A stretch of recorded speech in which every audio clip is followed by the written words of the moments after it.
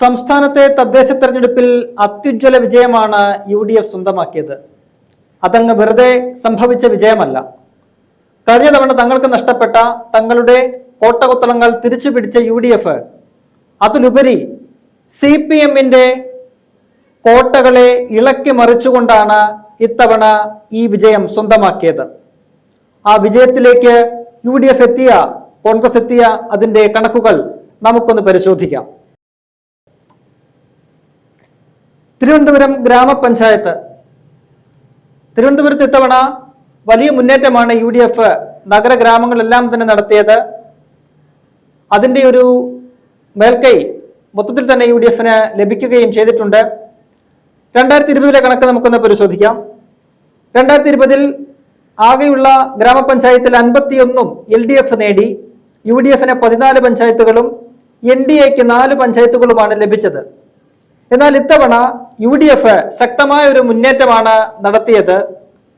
കഴിഞ്ഞ തവണത്തെ 14 എന്ന പഞ്ചായത്തുകളുടെ എണ്ണം ഇത്തവണ 25 ഉയർത്തി. LDF-ന് 51 എന്നത് 36 കുറഞ്ഞു.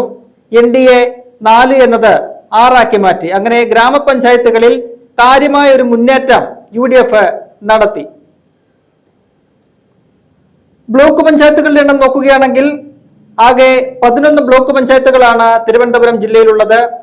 അതിൽ കഴിഞ്ഞ തവണ 10 എണ്ണവും LDF നേടി, 1 എണ്ണം തുല്യനിലയിലായിരുന്നു. എന്നാൽ ഇത്തവണ അവിടെ പകുതിയിലധികം ബ്ലോക്ക് പഞ്ചായത്തുകൾ നേടിക്കൊണ്ട് UDF വലിയൊരു മേൽക്കൈ നേടുന്ന കാഴ്ച കണ്ടു. ഒന്നുമില്ലായ്മയിൽ നിന്നുകൊണ്ട് 6 ബ്ലോക്ക് പഞ്ചായത്തുകൾ UDF നേടുന്ന ഒരു കാഴ്ച കണ്ടു. LDF-ന്റെ ബ്ലോക്ക് പഞ്ചായത്തുകളുടെ എണ്ണം 10-ൽ നിന്നും പകുതിയായിട്ട് കുറയുകയും ചെയ്തു. ജില്ലാ പഞ്ചായത്തിൽ തിരുവനന്തപുരത്ത് 27 ഡിവിഷനുകളാണ് ഉള്ളത്.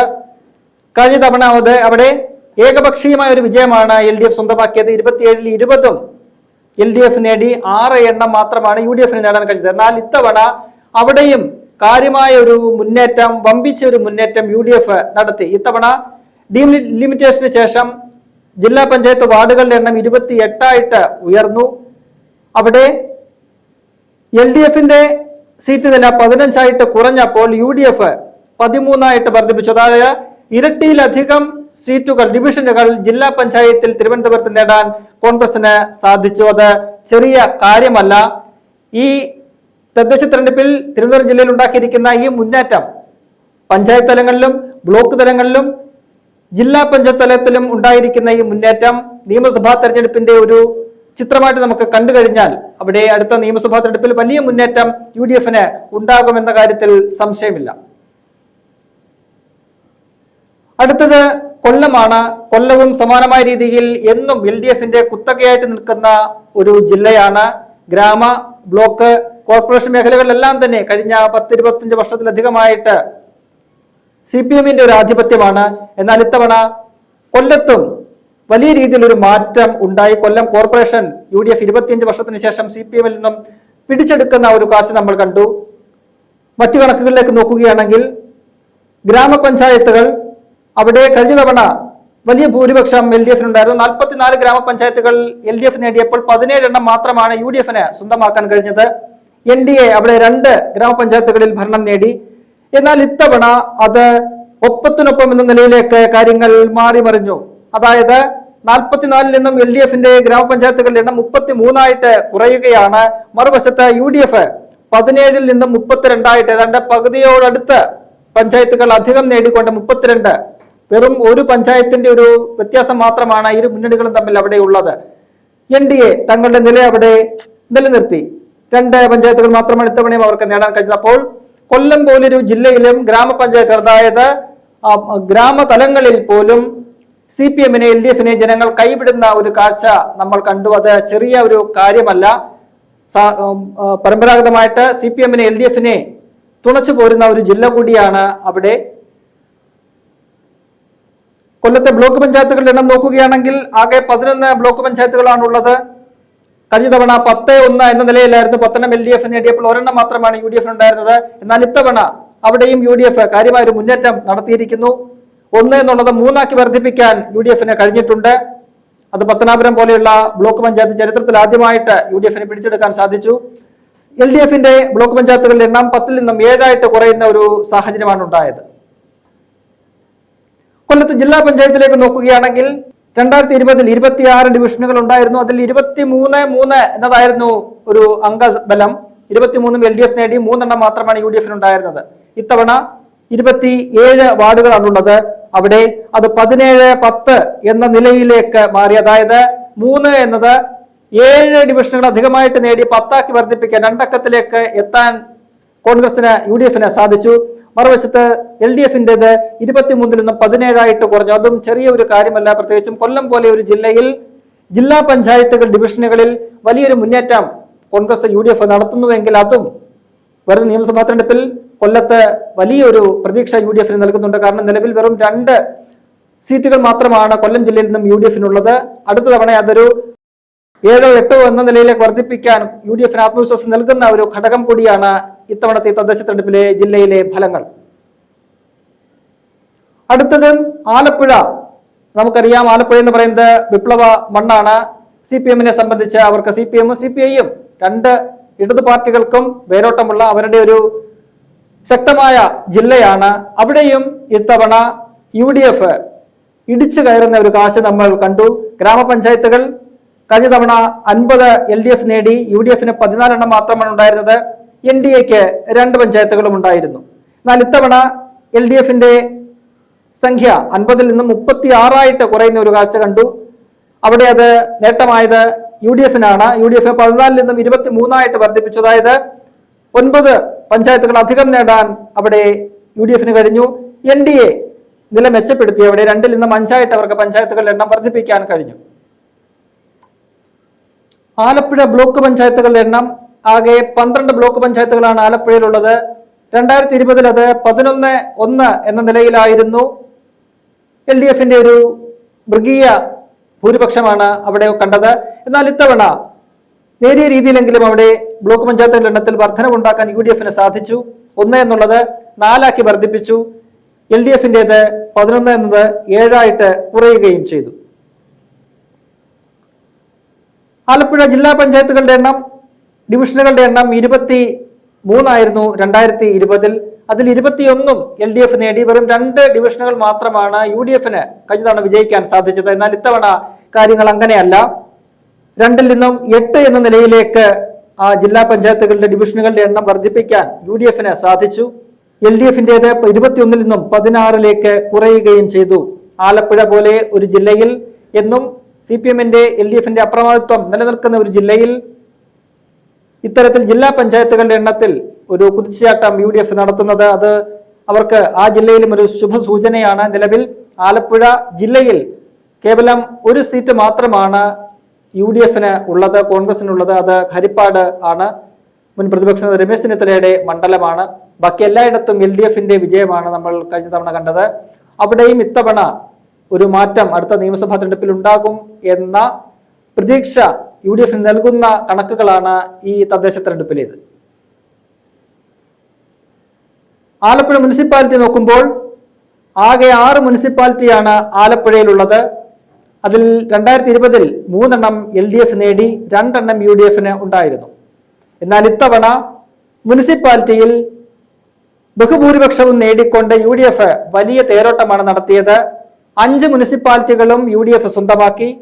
1 മാത്രമാണ് UDF-ന് നഷ്ടപ്പെട്ടത്. അത് CPM-നെ LDF-നെ സംബന്ധിച്ച് വലിയ ഒരു തിരിച്ചടി ഉണ്ടാക്കിയിരിക്കുന്ന സംഭവമാണ്. കാരണം ആലപ്പുഴ ജില്ലയിൽ ഇത്തരം ഒരു തിരിച്ചടി അവരെ പ്രതീക്ഷിച്ചില്ല. ഇന്ന് ആലപ്പുഴയിലെ CPM ജില്ലാ സെക്രട്ടറി പറഞ്ഞത് തങ്ങളുടെ അടിത്തറ ഭദ്രമാണ് എന്നൊക്കെയാണ്.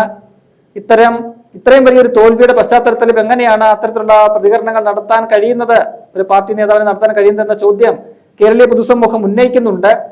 എന്തായാലും CPM അംഗീകരിച്ചാലും ഇല്ലെങ്കിലും വലിയൊരു തോൽവി തന്നെയാണ് അവർക്ക് ഉണ്ടായിരിക്കുന്നത്. വലിയ തിരിച്ചടിയാണ് അതിന്റെ ഭാഗമായിട്ട് ഈ ആലപ്പുഴ ജില്ലയിലും സംഭവിച്ചിരിക്കുന്നത്. മറ്റൊരു ജില്ല തൃശ്ശൂരാണ്. അതും ഈ പറഞ്ഞതുപോലെ കഴിഞ്ഞ കുറച്ച് നാളുകളായിട്ട് LDF മേൽക്കൈ നേടുന്ന ജില്ലയാണ്.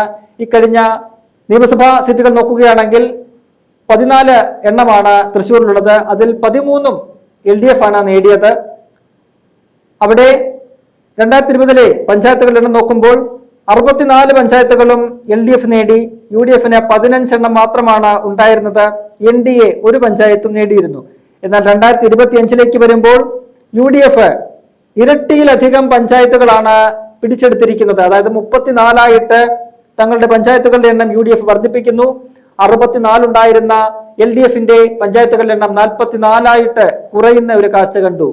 NDA കാര്യമായ മാറ്റമൊന്നുമില്ല. ഒരു പഞ്ചായത്ത് തന്നെയാണ് ഇത്തവണയും അവർക്കുള്ളത്. അപ്പോൾ UDF ഒരു മേൽക്കൈ ആണ് നമുക്ക് ഈ പഞ്ചായത്ത് തലങ്ങളിൽ കാണാൻ സാധിച്ചത്.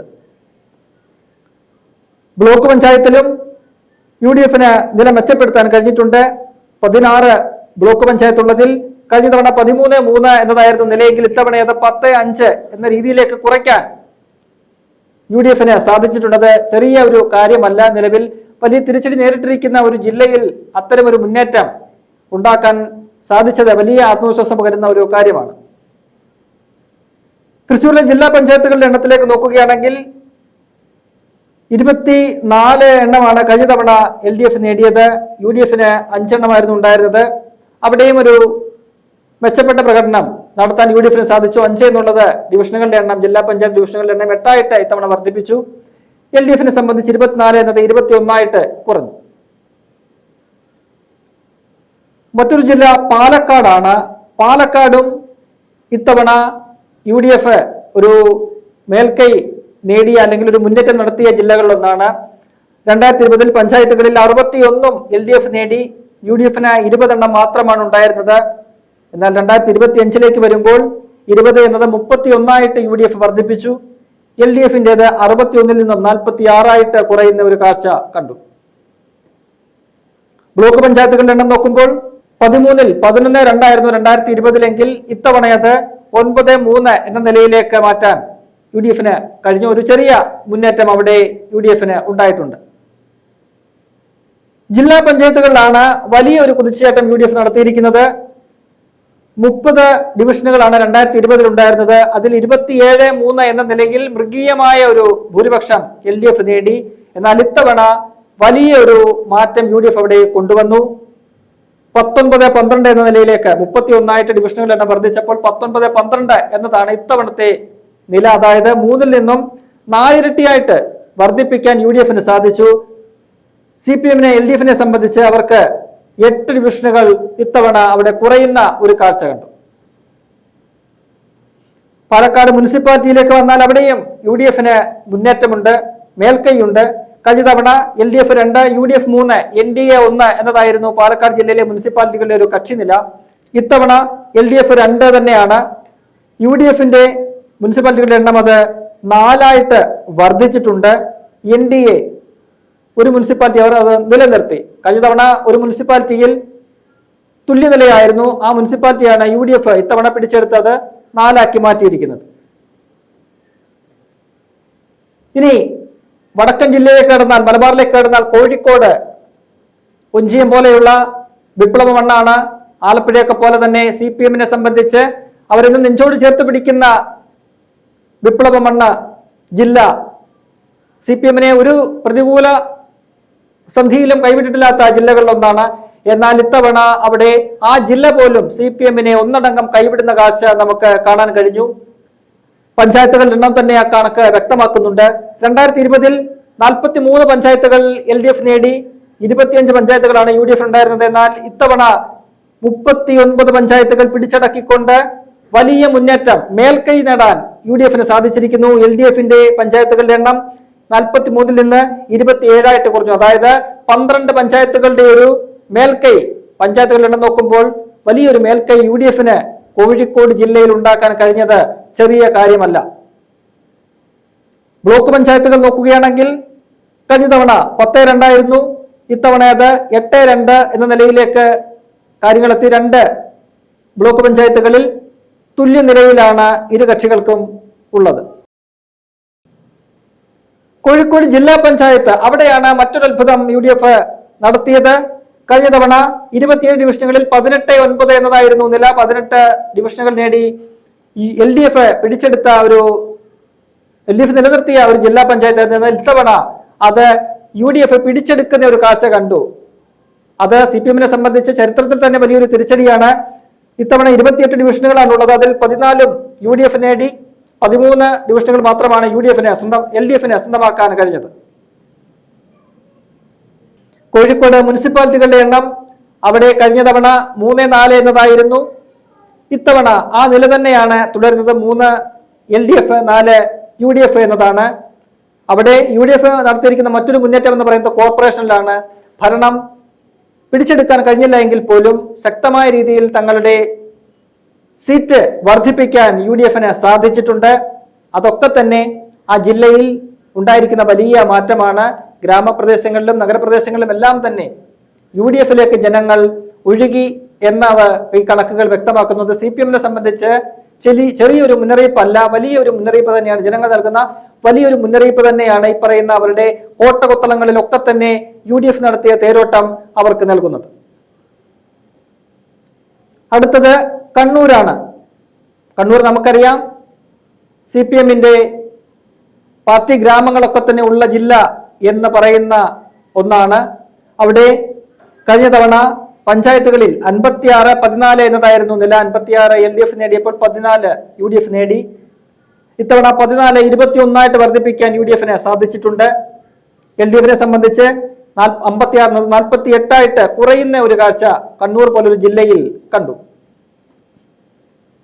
ബ്ലോക്ക് പഞ്ചായത്തുകളിൽ 2020 9-1 എന്നതായിരുന്നു നില. 9 LDF നേടിയപ്പോൾ 1 UDF-ന് നേടാൻ സാധിച്ചത്. ഇത്തവണ അത് 8-1 എന്ന നിലയിലേക്ക് തന്നെയാണ് കാര്യങ്ങൾ. രണ്ടിടത്ത് 2 മുനിസിപ്പാലിറ്റികളിൽ ടൈ ആണ് ആ സാഹചര്യം. കഴിഞ്ഞ തവണ ഒരു മുനിസിപ്പാലിറ്റിയിലാണ് തുല്യനില വന്നത്. അവിടെ ജില്ലാ പഞ്ചായത്തിൽ കഴിഞ്ഞ തവണ 17-7 24 ഡിവിഷനുകൾ ഉണ്ടായിരുന്നു. 17-7 എന്ന നിലയിൽ LDF നിലനിർത്തിയ ജില്ലാ പഞ്ചായത്താണ്. ഇത്തവണ അത് കാര്യങ്ങൾ മാറ്റമില്ല എങ്കിലും ആ 7 നിലനിർത്താൻ UDF-ന് സാധിച്ചിട്ടുണ്ട്. 18-7 എന്ന നിലയിൽ LDF കണ്ണൂർ ജില്ലാ പഞ്ചായത്ത് നിലനിർത്തുന്ന ഒരു കാഴ്ച നമ്മൾ കാണുകയാണ്. കണ്ണൂർ മുനിസിപ്പാലിറ്റി നോക്കുമ്പോൾ കഴിഞ്ഞ തവണ 5-3 എന്ന നില അത് ഇത്തവണയും ആ രീതിയിൽ തന്നെ തുടരുകയാണ്. മുനിസിപ്പാലിറ്റികളിൽ LDF-നുള്ള ആ ഒരു മേധാവിത്വം അവർ ഇത്തവണയും നിലനിർത്തുന്നു. എങ്കിൽ പോലും കണ്ണൂരിലെ കോർപ്പറേഷനിൽ UDF അത് നിലനിർത്തിയെന്ന് മാത്രമല്ല തങ്ങളുടെ ആ സീറ്റുകളുടെ എണ്ണം വർദ്ധിപ്പിക്കാനും UDF-ന് കഴിഞ്ഞിട്ടുണ്ട്. അപ്പോൾ ഒരു സമഗ്ര ചിത്രം നോക്കുകയാണെങ്കിൽ UDF-നെ സംബന്ധിച്ച് കൂടുതൽ ആത്മവിശ്വാസം നൽകുന്ന ഒരു തെരഞ്ഞെടുപ്പ് ഫലമാണ് ഇത്. അത് ഈ ഒരു വിജയം ഉണ്ടായി എന്ന് മാത്രമല്ല CPM-ന്റെ LDF-ന്റെ കോട്ടകൊത്തളങ്ങൾ ഒന്നടങ്കം ഇളക്കാൻ തങ്ങൾക്ക് കഴിഞ്ഞു. അതായത് എല്ലാ മേഖലകളിലും, സംസ്ഥാന വ്യാപകമായിട്ട് എല്ലാ മേഖലകളിലും ജനങ്ങൾ CPM-നെ LDF-നെ കൈയൊഴിഞ്ഞു. അവരുടെ ഈ പറയുന്ന കഴിഞ്ഞ 10 വർഷക്കാലത്തെ ഭരണം ജനങ്ങളിൽ മടുപ്പുളവാക്കിയിരിക്കുന്നു. എങ്ങനെയെങ്കിലും ഈ സർക്കാരിനെ തൂത്തെറിയാൻ തങ്ങൾ കാത്തിരിക്കുകയാണ് എന്ന് ജനങ്ങൾ ചിന്തിച്ചിരിക്കുന്നു എന്നതാണ് ഈ തദ്ദേശ തെരഞ്ഞെടുപ്പ് ഫലം നമുക്ക് കാട്ടിത്തരുന്നത്.